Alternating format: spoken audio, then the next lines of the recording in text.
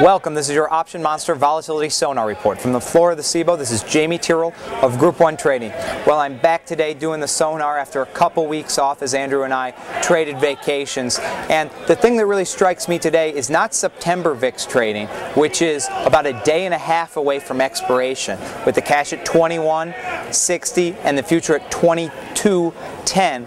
But I'm looking more at October thus far today. We've had a lot of trading in October, and the trend has been vol going up.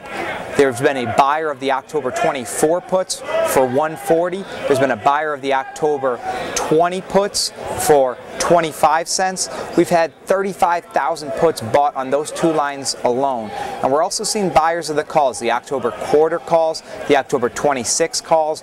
We've had buyers on both strikes. So we're seeing vol going up.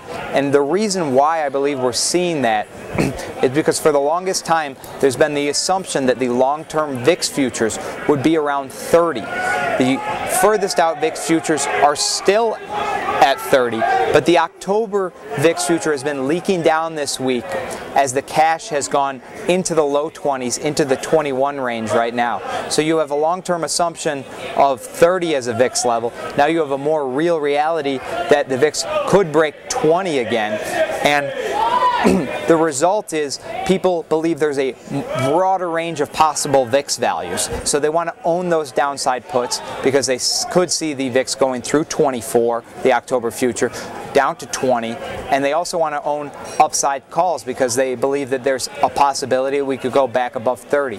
So people are putting a higher and higher range of possibilities in play for October, which is just about 5 weeks from expiration.